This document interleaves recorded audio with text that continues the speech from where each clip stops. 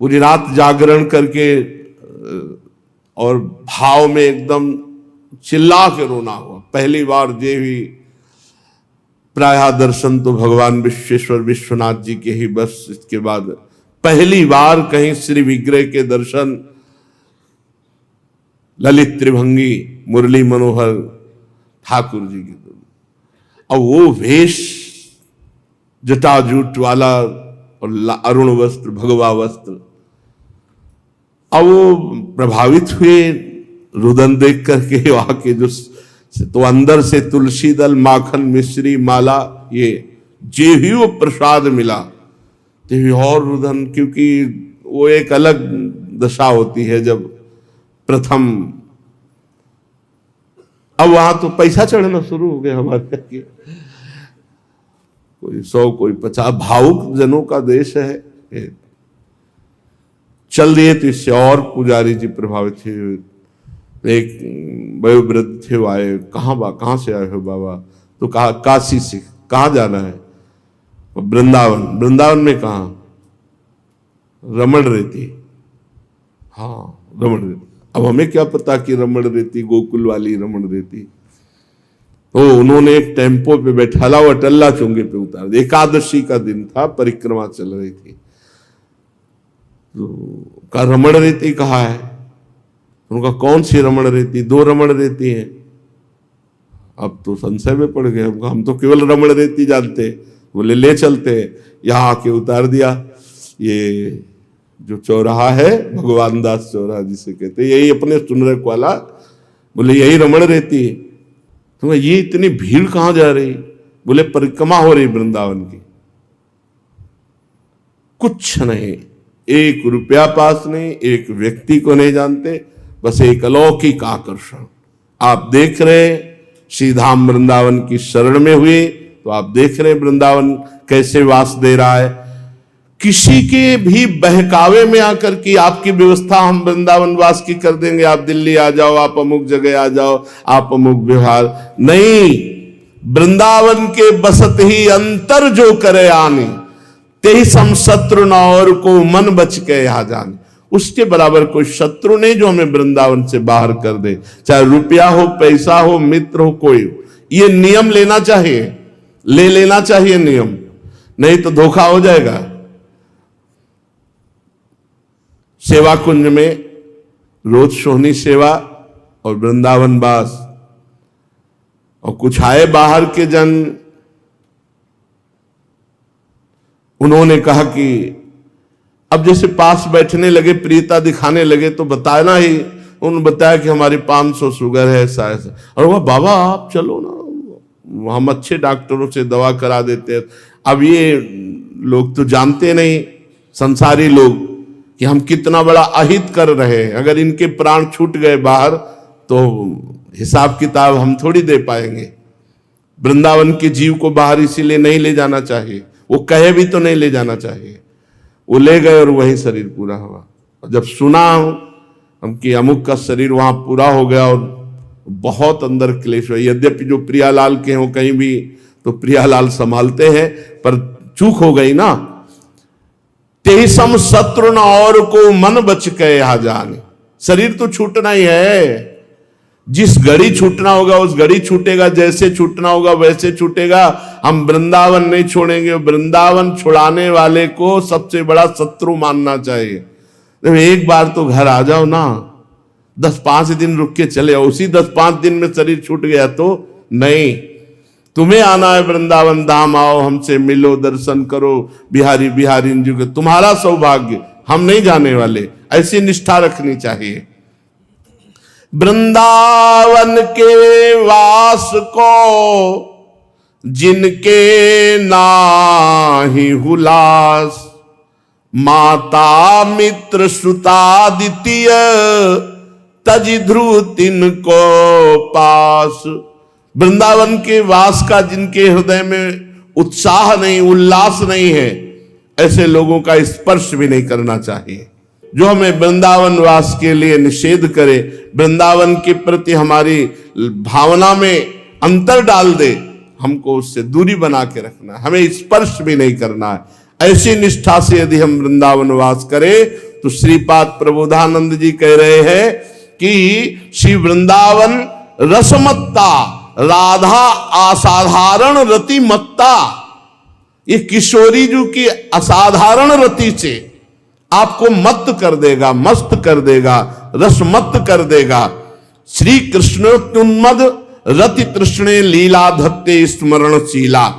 श्री कृष्ण जिस प्रेम रस की तृष्णा से युक्त है, वो प्रेम रस, वो लीला, ये श्रीधाम वृंदावन आपके हृदय में स्फुरित कर देगा। इसलिए मन वचन कर्म से श्रीधाम वृंदावन का हम आश्रय लें।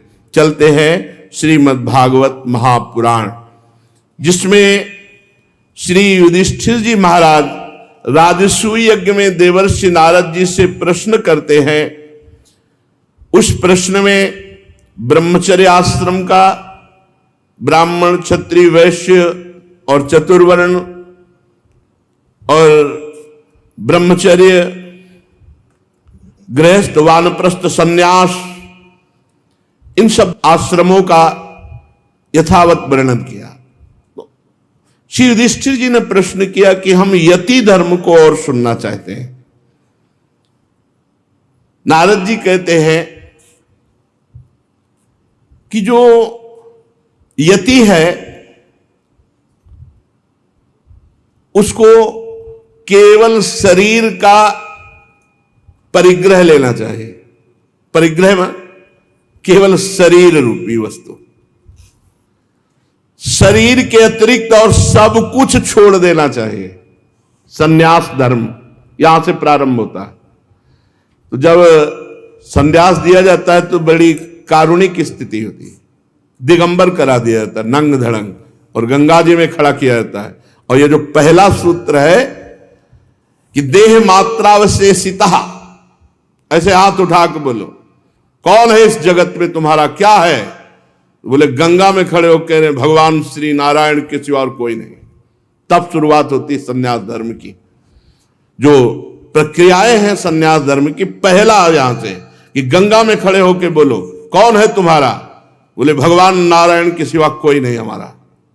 अब यहां से संन्यास प्रक्रिया फिर शुरू होती है उसकी। तो शरीर के अतिरिक्त सब कुछ का संन्यास ले ले। फिर किसी व्यक्ति से अपनापन नहीं, सबके प्रति समान भाव। यानी कि घर वालों उसको देखा तो खिल गए, इसका मतलब तुम झूठ बोले थे गंगा में खड़े होके कि तुम्हारा कोई नहीं, तो अब कौन है तुम्हारा निकल आया संसार में, अब कौन निकल आया?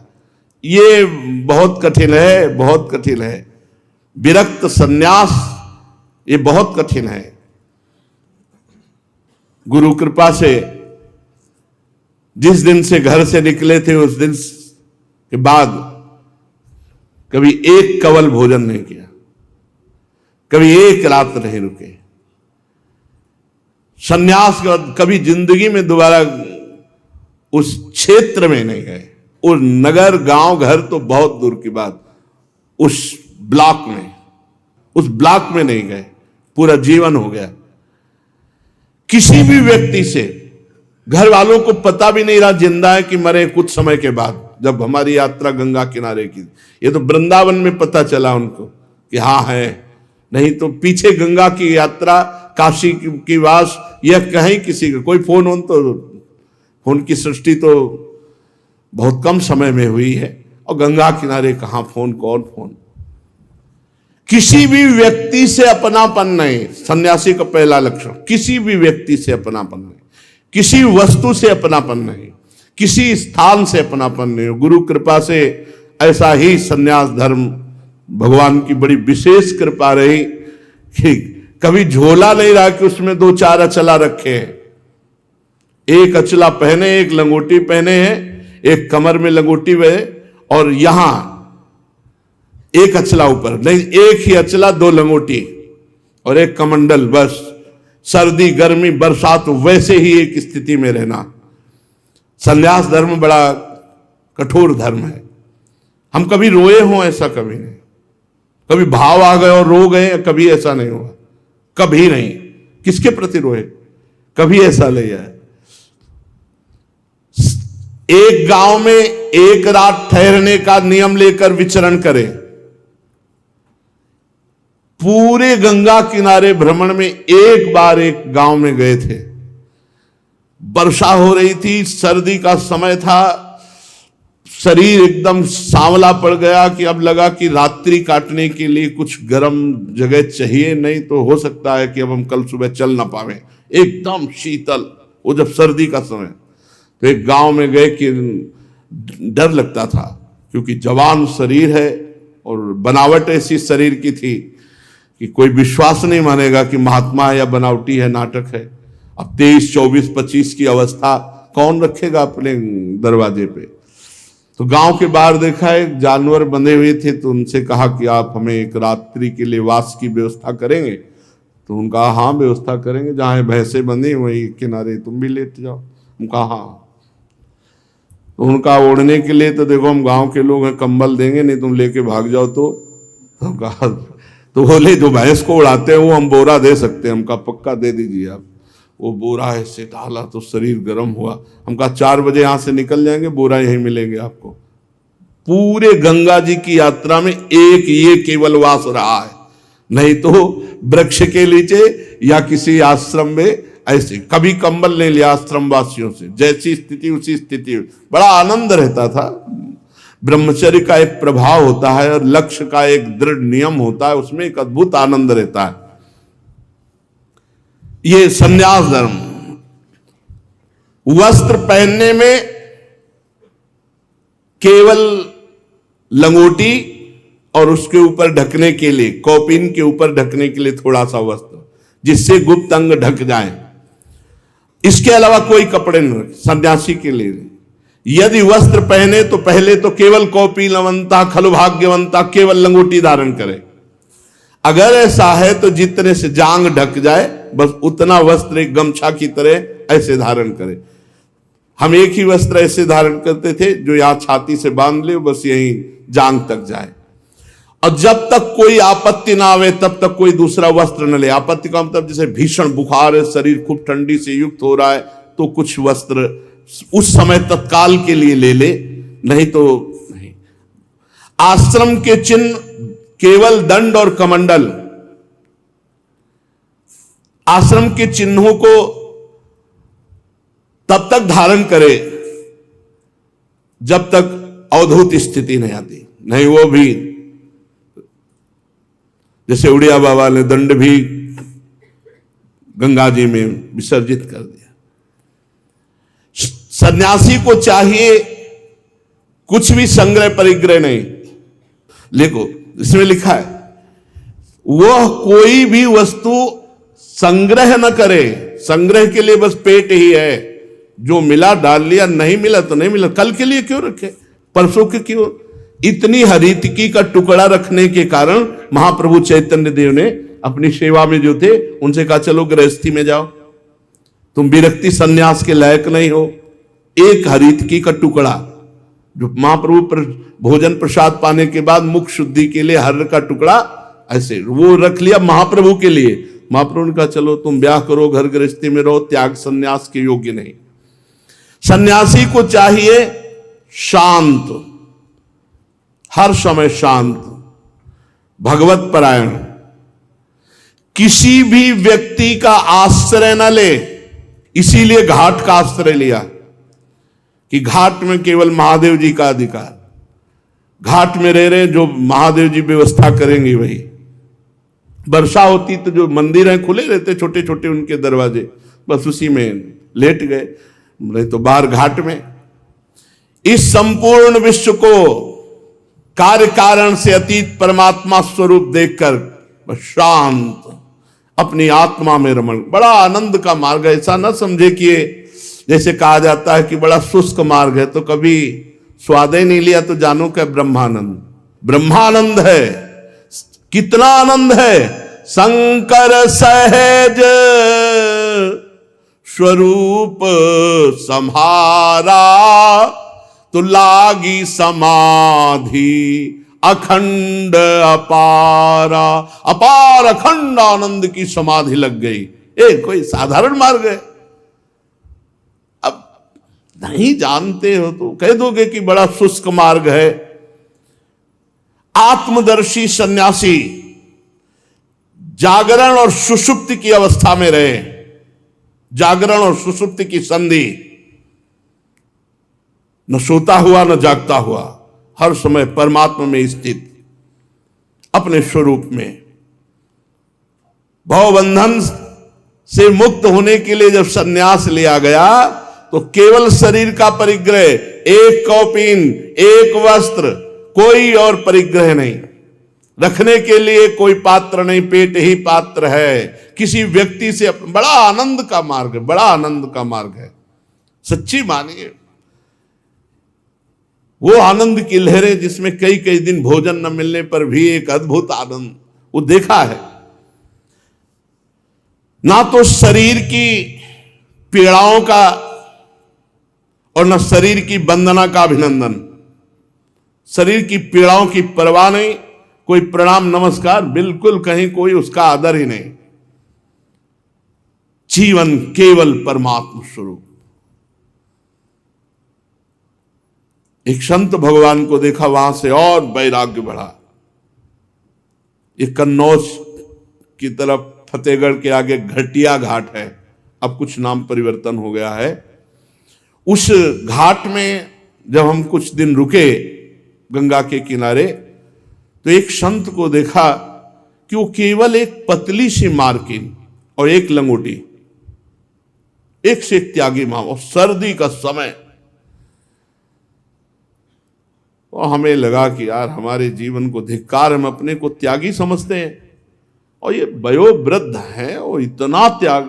तो रात में महाराज जी यहाँ आश्रम में तो व्यवस्था, एक छोटा सा कंबल आप ओढ़ लीजिए, ऐसे मुस्कुराते, मौन, हड्डी हड्डी शरीर में, मार्किन केवल ओढ़े हर समय। अरे भजनानंदी महात्माओं की तो गंगा किनारे जैसे जीटी रोड में बड़ी बड़ी गाड़ियां चलती रहती है, ऐसे गंगा किनारा जीटी रोड है, बड़े बड़े महापुरुषों का, एक से एक ब्रह्मबोध संपन्न महापुरुषों के दर्शन।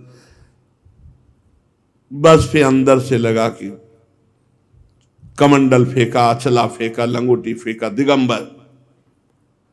हम तो जवान हैं, ये तो वयोवृद्ध हैं, ऐसे काफी समय तक ऐसे ही। तब एक सच्चिदानंद स्वामी जी मिले, आओ, दिगंबर है, ऐसे पार्श्व में बैठा ला। बोले गुरु आज्ञा से वस्त्र का त्याग किया? हम कहा नहीं, स्वतः। अच्छा है, अच्छा है। बड़े ज्ञानी महात्मा थे। तो वस्त्र का त्याग क्यों किया? जब शरीर ही नहीं है तो फिर वस्त्र की क्या? हाँ, यही बात। जब आप शरीर नहीं तो वस्त्र पहनने में आपको क्या परेशानी? इस शरीर में वस्त्र डाल लेने में क्या परेशानी? हमको कोई परेशानी नहीं। तो बोले लीजिए पहनिए। उसी तरह से फिर तो भगवान का आदेश, क्योंकि आना इस मार्ग में था, नहीं तो इस दर की कोई संभावना ही नहीं थी, कोई संभावना नहीं थी। जो मार्ग चल रहा था संभावना नहीं, तो महादेव जी ऐसे मोड़ दिए और हरिवंश महाप्रभु ने पकड़ करके रस में, नहीं तो संभावना ही नहीं थी। ना तो शरीर की होने वाली पीड़ा या मृत्यु, ना शरीर की वंदना अभिनंदन, किसी से कोई मतलब नहीं। आत्मवस्तु का प्रतिपादन करने वाले शास्त्रों का स्वाध्याय केवल, और जीवन निर्वाह के लिए कोई प्रयत्न नहीं। एक गांव में अगर रुकना है तो एक रात, वो भी गांव के बाहर कोई मंदिर, पाठशाला या वृक्ष आदि के नीचे, एक गांव में भिक्षा कर ले। एक भिक्षा की कई पद्धतियां हैं। यदि पवित्र विचार वाला है, एक जगह बैठ करके पा लिया, या 5 घरों से मांग लिया, पर दोबारा उसके यहां फिर नहीं। बड़ा संन्यास धर्म का अब तो कोई बिरला ही, अब तो भिक्षावृत्ति ही नहीं रह गई। अब सब अपने धामों में, तीर्थों में, काशी आदि पुरियों में वास कर रहे हैं, क्योंकि अब समय नहीं रह गया है कि हम किनके घरों में भिक्षा लें।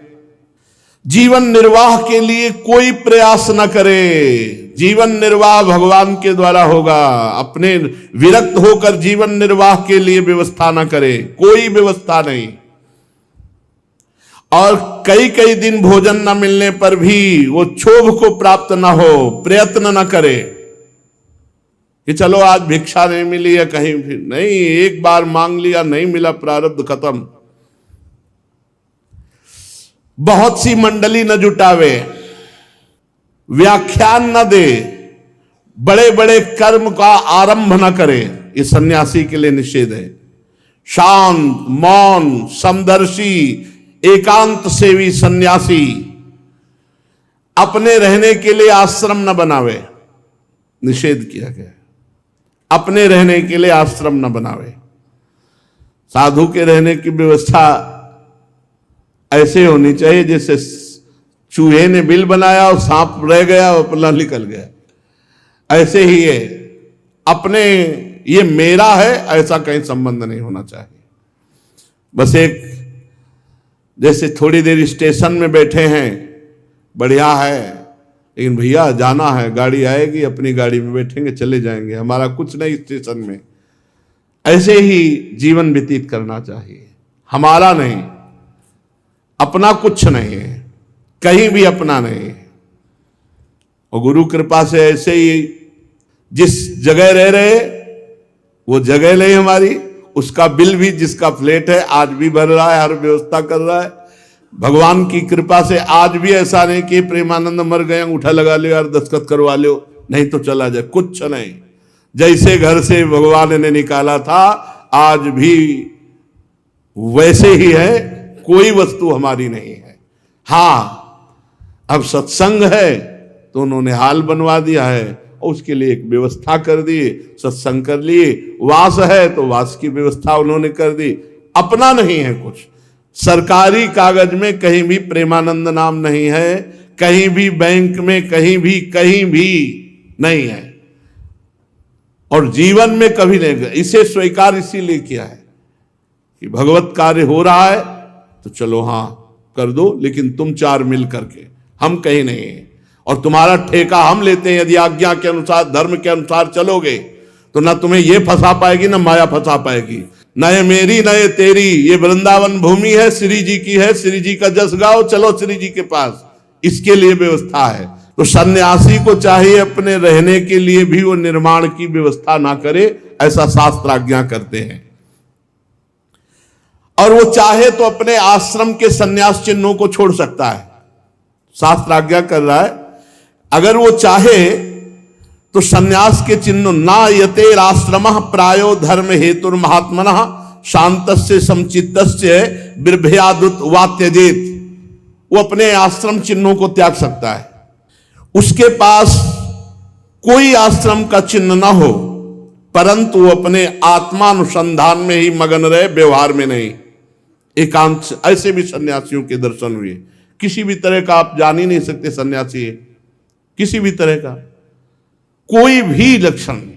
एक परमहंस जी रह रहे हैं अपने वृंदावन में, उनको बहुत वर्षों से तो हम ही जानते हैं।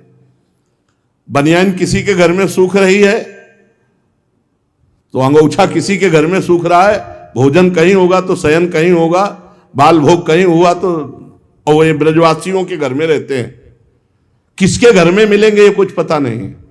एक दो बार आए हैं, हितधाम में भी तो आए हैं।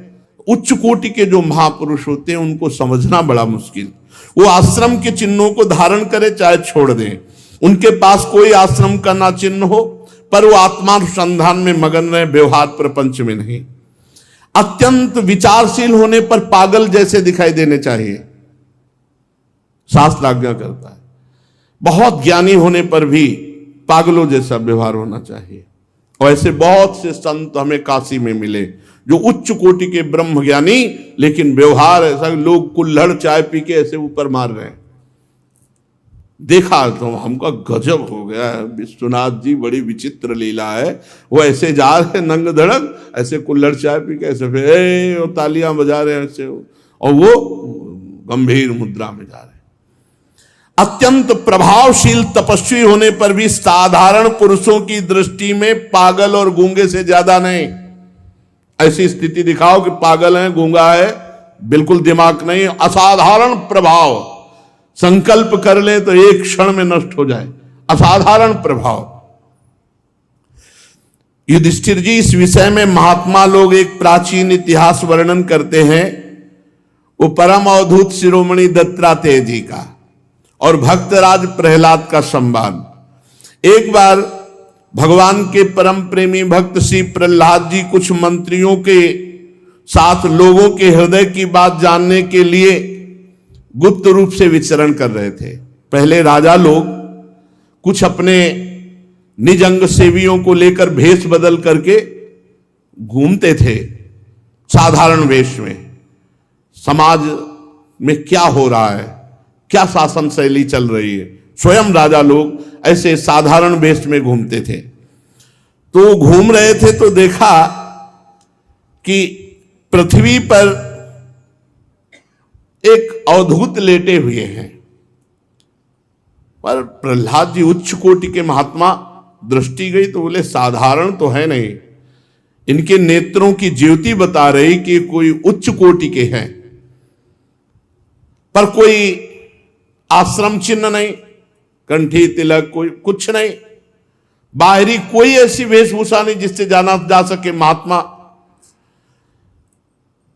पर प्रहलाद जी समझ गए कि कोई सिद्ध पुरुष है।